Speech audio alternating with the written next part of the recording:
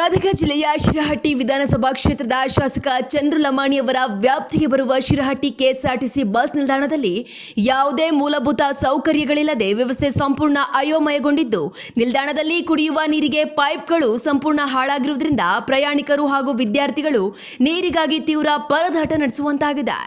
Bus ನಿಲ್ದಾಣದ ಕಟ್ಟಡದ ಗೋಡೆಗಳ ಮೇಲೆಲ್ಲ ಗಿಡಗಂಟಿಗಳು ಬೆಳೆದು ನಿಂತಿದ್ರೂ ಕೂಡ ಸಂಬಂಧಪಟ್ಟ ಅಧಿಕಾರಿಗಳು ಮತ್ತು ಜನಪ್ರತಿನಿಧಿಗಳು ಮಾತ್ರ ಕಣ್ಣಿದ್ದು ಕುರುಡರಂತೆ ಮೌನಕ್ಕೆ ಶರಣಾಗಿದ್ದಾರೆ.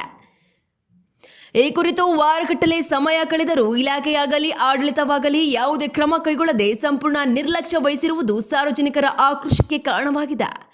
ಕನಿಷ್ಠ ಕುಡಿಯುವ ನೀರು ಮತ್ತು ಸ್ವಚ್ಛತೆಯೂ ಇಲ್ಲದೆ ದಿನನಿತ್ಯ ನರಕಯಾತನೆ ಅನುಭವಿಸುತ್ತಿರುವ ಪ್ರಯಾಣಿಕರು ಅಧಿಕಾರಿಗಳ ಈ ಬೇಜವಾಬ್ದಾರಿ ಧೋರಣೆಯನ್ನ ತೀವ್ರವಾಗಿ ಖಂಡಿಸಿದ್ದಾರೆ.